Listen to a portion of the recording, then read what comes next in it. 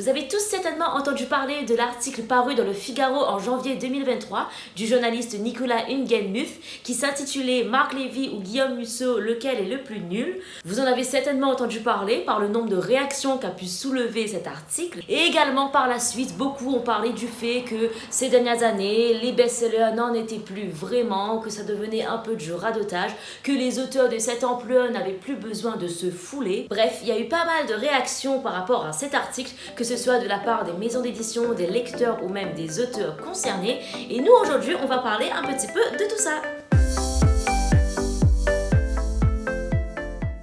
Salut Booktube, j'espère que vous allez bien. Aujourd'hui, je vous retrouve pour une vidéo un petit peu débat, voilà, où chacun est libre de donner son avis, où je vais moi-même donner beaucoup mon avis. Donc voilà, n'hésitez pas, l'espace commentaire est là pour ça. C'est quelque chose que j'avais envie de faire depuis un petit moment déjà, donc c'est parti. Alors déjà, pour commencer, on va parler un petit peu justement de l'article, des réactions qu'il a pu susciter, de ce que moi j'en pense. On va après basculer aussi sur tout ce débat qu'il y a sur les auteurs de best-sellers en ce moment. Est-ce qu'ils ont encore leur place, leur légitimité dans la littérature aujourd'hui? Et après je vais terminer par une petite anecdote qui m'est arrivée il y a quelques années et que j'aimerais bien partager avec vous en rapport avec tout ceci. Encore une fois, ce que je vais dire dans cette vidéo concerne seulement mon avis, ce que moi je pense. Libre à vous de me donner le vôtre, l'espace commentaire est là pour ça. Je vous demanderai simplement de vous respecter les uns et les autres et moi-même. Et c'est bon, on peut commencer. Alors déjà, remettons-nous un petit peu dans le contexte. Il y a quelques semaines, il y a un article qui est paru dans le Figaro avec un titre plutôt assassin. Le titre en lui-même visait à critiquer du coup l'œuvre de ces auteurs, Musso et Lévy. Déjà, juste avec le titre, on sait que ce que pense ce journaliste de ces deux auteurs n'est pas du tout positif.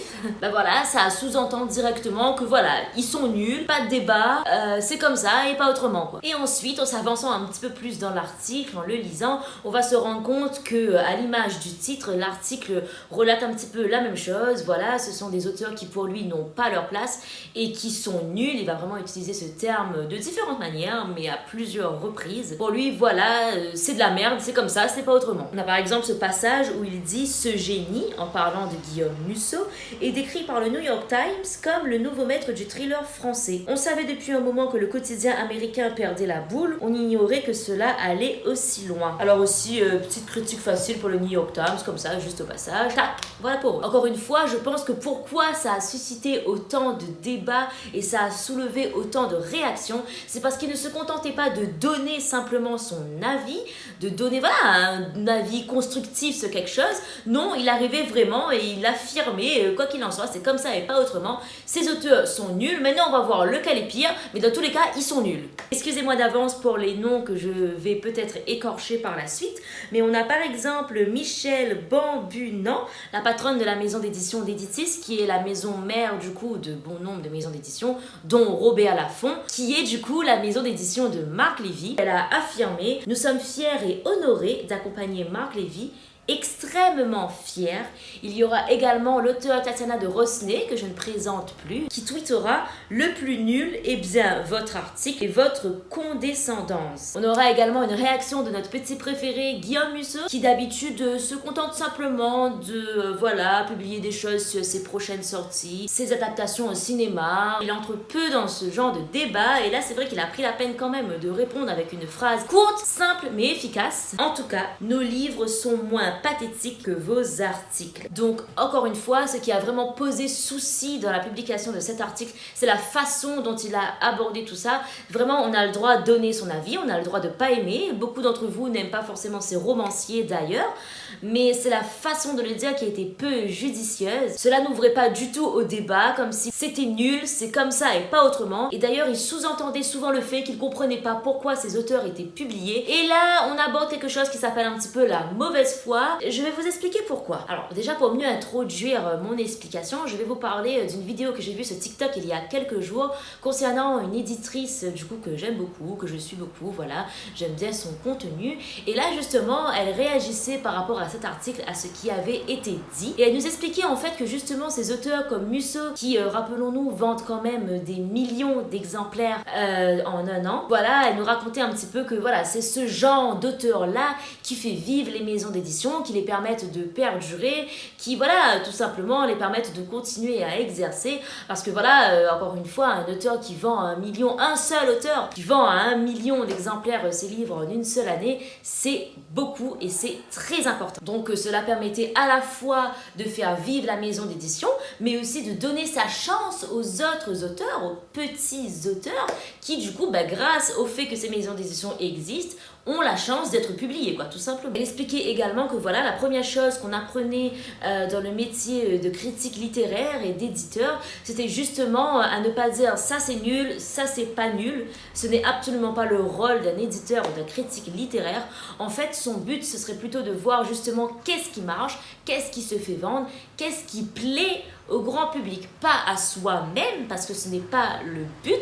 Forcément, on a des avis et des goûts différents de chacun, mais voilà, c'était vraiment de dénicher ces petites pépites qui plairont forcément à un grand nombre de lecteurs, et c'était là tout le travail d'un éditeur. Donc venir dire qu'un livre est nul ou pas, c'est un petit peu de la mauvaise foi. D'autant plus que là, on parle quand même d'un livre qui est vendu à des millions d'exemplaires, donc dire finalement que cet auteur est nul revient à dire que c'est le goût des lecteurs de France qui est nul, ce qui, voilà, ne tient pas, c'est un petit peu n'importe quoi. Elle parlait aussi également du fait que certaines personnes ne lisent pas du tout de l'année, mais par contre, quand par exemple le Guillaume Musso de l'année sort, et ben ces personnes vont l'acheter en librairie pour se le procurer et pour lire. Et ça, je sais pas si vous vous rendez compte, mais c'est vraiment quelque chose d'incroyable. Musso a ce pouvoir de faire lire des gens qui ne lisent pas toute l'année. Il va les faire déplacer en librairie, il va leur faire lire le seul livre qu'ils liront de l'année. Il est capable de leur faire lire au moins un livre dans l'année. Je trouve ça incroyable. Je sais pas si vous vous rendez compte en fait de sa force, du coup du talent. Et voilà, c'est vraiment quelque chose qu'on ne peut absolument pas nier. C'est normal du coup qu'il soit respecté dans le domaine littéraire, tout simplement. Alors on a le droit de dire que voilà, moi Musso, il ne me plaît pas. Voilà, on a le droit de se dire oui, pourtant il a beaucoup de succès comme Marc Lévy ou d'autres d'ailleurs, mais moi c'est pas trop ma came. Vous avez le droit, ça ne fait pas de vous un extraterrestre. Quand on voit que le titre en question a plu à des millions d'autres personnes, on peut pas se dire que le titre ne vaut rien, qu'il est nul. Non, ça ne tient pas en fait. Donc oui, on a le droit de pas aimer, mais de là à dire qu'il ne devrait pas être édité, d'être publié, ça ne tient pas, les chiffres parlent d'eux-mêmes. Si tous ces grands auteurs comme Musso, Lévy, Cobain, Minier, John Grisham, si tous ces auteurs n'étaient pas publiés, s'ils n'existaient pas, avouez que cela aurait fait un grand vide dans la littérature, pour les maisons d'édition et même pour les autres auteurs. Alors maintenant que ça c'est dit, on va parler un petit peu d'autre chose. Quand j'ai eu l'honneur de travailler en librairie, j'ai rencontré des clients qui avaient à peu près ce discours-là, mais notamment qui me parlaient un petit peu du fait que voilà, souvent les œuvres de Musso par exemple, c'était la même chose. Ils me disaient voilà qu'ils avaient l'impression qu'ils se répétaient un petit peu, et ils me disaient du coup qu'ils comprenaient pas pourquoi ces auteurs-là étaient des auteurs à succès du coup, pourquoi ils étaient autant mis en avant comparés à d'autres auteurs qui selon lui méritaient plus l'attention des lecteurs. Alors, évidemment, dans le cadre de mon travail à ce moment-là, je ne suis pas allée jusqu'au bout de ma pensée avec le client en question, voilà, parce que je restais quand même dans un moment où je devais vendre. Et maintenant, j'ai le plaisir de le faire parce que je suis sur ma chaîne et je dis ce que je veux, voilà. Alors du coup, ce que j'ai à dire, c'est que oui, en effet, les auteurs à succès aujourd'hui n'ont plus vraiment besoin de prouver leur légitimité auprès des lecteurs et des éditeurs comparés aux auteurs débutants, mais ce qui en soi est normal. Il est plus fiable pour un éditeur ou même pour un libraire de miser sur un auteur à succès, comme on dit. Mais ce qui, attention, ne veut pas dire que l'auteur qui débute, l'auteur qu'on découvre, n'a pas sa place et n'a pas sa légitimité. En fait, il ne faut pas tout mélanger. En fait, je pense qu'à un moment donné, il faut comprendre que le travail d'écriture, c'est un travail, c'est quelque chose qui se forge, qui se travaille, voilà, tout simplement. Et que Musso, comme tous ces autres auteurs, ont trouvé la recette. Ils ont trouvé la recette et ils arrivent à la faire marcher sur des années. En fait, pour vous faire un petit peu comprendre, pendant très longtemps, moi aussi, je n'ai lu que des auteurs à succès. Pendant très très longtemps, avant de travailler en librairie, du coup, c'était vraiment que ça que je lisais. Voilà, Musso, Cobain, Grisham, Minier, Tilliez. C'était vraiment que ce genre d'auteurs que je lisais. Et c'est vrai qu'à force, on pouvait se demander un petit peu, qu'est-ce qu'ils avaient d'exceptionnel? Est-ce qu'on n'en fait pas un petit peu des caisses? Est-ce qu'au bout d'un moment, ils méritent vraiment ce statut de premier qu'on leur donne tout le temps? Qu'est-ce qu'ils avaient finalement d'exceptionnel et en plus par rapport aux autres auteurs. Et ben quand j'ai commencé à lire un petit peu autre chose, un petit peu d'autres auteurs, voilà, un petit plus ou moins connus ou pas, j'ai compris. Un bon livre, un best-seller ne se résume pas seulement à une bonne intrigue. Un best-seller se fait aussi dans voilà, la construction du récit, du phrasé, le travail sur les personnages, le rythme, enfin toutes ces règles d'écriture que vous connaissez sûrement, mais qui ne sont pas seulement respectées, mais aussi maîtrisées. Il y avait une phrase comme ça que j'aimais beaucoup qui disait « Une phrase bien construite en est vraiment une lorsque vous ne vous rendez même pas compte qu'elle a été construite. » Et c'est vrai, on peut lire un Musso en un jour tellement c'est fluide. Il va pas essayer de nous en mettre plein la vue avec des adjectifs rares et complexes, des termes précis et techniques. Non, il respecte à merveille les règles du suspense, il les maîtrise d'une façon pas possible et il joue de ça, c'est avec ça qu'il nous en met plein la vue. Et ensuite pour ce qui est des intrigues qui se ressemblent, pour le coup le client en question qui m'avait dit ça, il parlait de Musso et pour avoir lu ses romans du coup depuis au moins La fille de papier, donc voilà, tous les ans je les lis du coup tous, je trouve pas vraiment qu'il y a une intrigue qui ressemble à une autre. Après chaque auteur a sa spécialité forcément, hein, je veux dire John Grisham il va toujours nous parler de quelque chose qui a un rapport avec un cabinet d'avocats parce qu'il a été avocat. Danielle Steele aussi, alors ça n'a rien à voir avec ce que je disais avant, mais elle, je sais que voilà, elle a eu une vie de mère de famille un peu plus compliquée, donc voilà, elle va nous parler de ça. Il y a l'auteur Cathy Glass qui est une mère dans une famille d'accueil, donc elle va tout le temps parler voilà, d'enfance un petit peu compliquée, des enfants qui vivent dans des familles d'accueil. Donc en fait, c'est normal que chaque auteur parle de sa came, parle de son identité, c'est absolument normal. Après voilà, justement, tout se joue sur la différence des intrigues. Et pour le coup, pour Musso, ou même pour Grisham, pour Minier ou autre, j'ai jamais ressenti qu'il y avait ce côté un petit peu de radotage et de recyclage concernant les intrigues. Voilà, c'est un point de vue un petit peu compliqué à expliquer, mais selon moi, vraiment, si ces auteurs en sont où ils en sont aujourd'hui, c'est amplement justifié et mérité. Vraiment, lisez Stephen King et ensuite lisez un autre auteur un petit peu moins connu et vous verrez de quelle différence je veux parler. Encore une fois, je ne suis pas en train de dire que les auteurs qui ne sont pas connus ne méritent pas d'être lus et qui sont forcément moins bien que ceux qui sont connus, mais je tiens juste à souligner que la notoriété de ces auteurs-là est justifiée. On n'en fait pas des caisses, ils ont vraiment un talent et ça serait vraiment de mauvaise foi que de le nier en fait. Alors maintenant que cela est dit, je voulais partager avec vous une petite expérience qui m'est arrivée il y a quelques années déjà et qui justement relatait un petit peu de ça. Du fait qu'on a tendance un petit peu à remettre en question la place de ces grands auteurs dans la littérature, qu'on peut ne pas comprendre leur succès, patati patata. On avait déjà parlé une fois en story, mais très rapidement, et c'était par rapport à un autre sujet. Mais du coup là, je vais vous donner un petit peu plus de détails sur ce qui s'était passé et dans quel contexte j'étais vraiment réellement. Alors en fait, c'était quand j'étais à l'université il y a quelques années, pendant un cours de travaux pratiques, on était pendant 2h30 en train d'analyser une critique faite du coup sur Marc Levy, sur plus particulièrement son livre Et si c'était vrai. Et d'ailleurs on avait cette petite parodie qu'on appelait Et si c'était nié. Je pense que vous avez entendu parler peut-être pour certains d'entre vous. Et justement voilà, notre professeur nous avait à tous distribué une feuille A4 sur laquelle elle avait mis des bons pavés, des bons paragraphes de critiques qui n'allaient pas de main morte envers Marc Levy et qui nous disaient voilà à quel point c'était un auteur qui n'avait absolument pas sa place dans la littérature, c'était un auteur qui ne savait même pas écrire, qui ne maîtrisait même pas le français. Par exemple, à un moment dans le livre, Marc Levy va mettre une phrase au présent alors que le reste est au passé, mais c'est justement pour mettre en valeur ce qu'il était en train de dire. C'était un jeu de la langue, on va dire, à ce moment-là. Et on a voilà ma professeure de l'époque qui disait que pour elle c'était voilà une preuve comme quoi il ne maîtrisait pas la conjugaison de ses verbes, qui ne maîtrisait pas le français, l'écriture, parce que voilà, elle était incapable de mettre l'entièreté de son texte soit au présent, soit au passé. Et en fait, ce qui était marrant avec cette professeure-là, c'est que à chaque fois que je lui faisais remarquer que voilà, c'était fait exprès, au contraire, du coup, une fois que c'est fait exprès, c'est que ça relève d'une grande maîtrise. Voilà, à chaque fois que je trouvais quand même quelque chose à lui dire par rapport aux critiques qui étaient faites, Elle me répondait tout simplement que ce n'était pas conventionnel de faire de cette façon-là, que ça ne se faisait pas en temps normal, donc c'est que c'était nul, c'est que c'était mal fait. En fait, ce qui m'a vraiment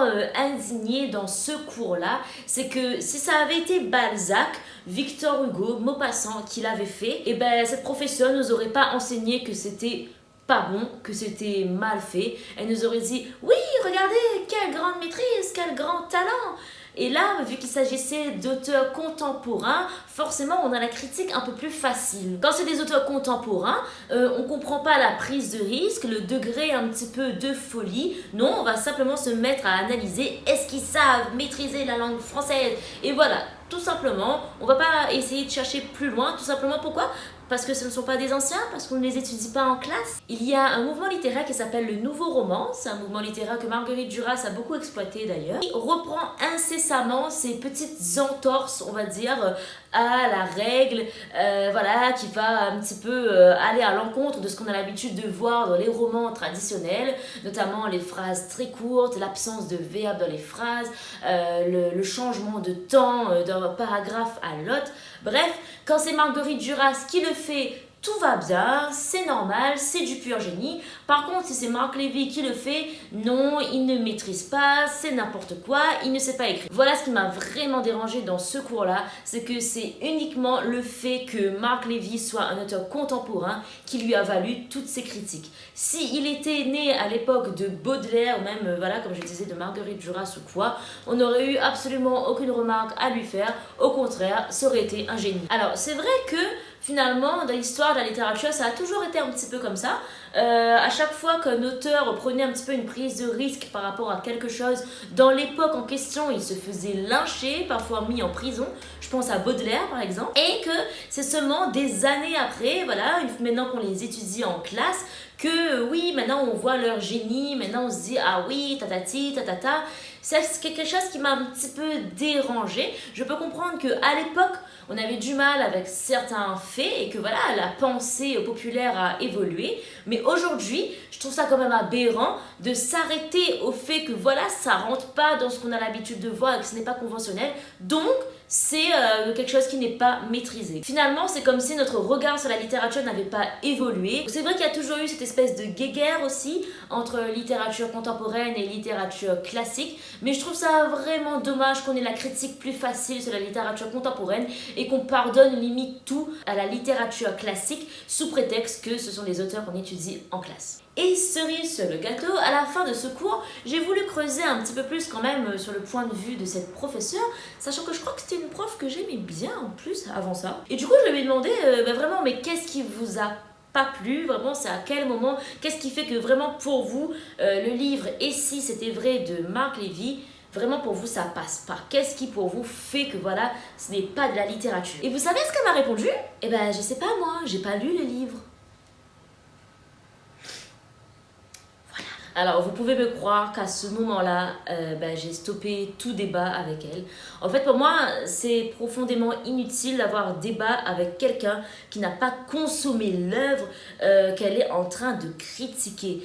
Il est où le but, en fait? Moi, je vais m'embêter à aller le lire avant d'ouvrir ma bouche, avant de donner un avis.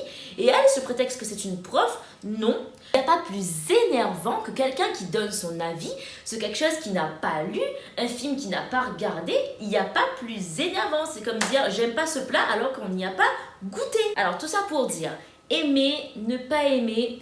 Tout ça, c'est l'enjeu des métiers de l'art, c'est subjectif. Mais déjà, il y a des façons d'exprimer son avis, comme on a pu voir avec cet article, qui dans ses propos posait problème. Donc il y a des façons légitimes de donner son avis. Ensuite, il faut savoir accepter pourquoi certaines choses marchent et d'autres non. Même si ce sont des choses qui nous plaisent ou ne nous plaisent pas, il faut savoir des fois accepter que l'avis populaire n'est pas le même que le nôtre et comprendre pourquoi ces choses marchent ou ne marchent pas. Et enfin, par pitié, avant de donner votre avis sur quelque chose, avant de donner votre avis sur un livre, lisez-le, je vous en prie, vraiment, lisez-le, ça vous donnera beaucoup plus de crédibilité c'est ce que vous allez avancer par la suite. Donc voilà, c'est déjà la fin de cette vidéo un petit peu débat, j'espère qu'elle vous a plu. N'hésitez pas à me dire vraiment tout ce que vous pensez de cette histoire, de cet article. Est-ce que vous aimez bien les best-sellers en général? Est-ce que vous les lisez? Est-ce que vous êtes un peu plus sceptique? Est-ce que vous aussi vous avez tendance à remettre un petit peu en question la place de ces auteurs dans la littérature? Est-ce qu'on n'en fait pas un petit peu des caisses? Est-ce que vous aimez ces auteurs-là? Est-ce que vous les lisez? Dites-moi tout, je veux tout savoir. N'hésitez pas aussi à me rejoindre sur tous mes réseaux où je partage des chroniques littéraires et des petites vidéos sympas tous les jours. Donc ça se passe sur Instagram et sur TikTok. Et moi en attendant, je vous dis à bientôt pour plus de littérature.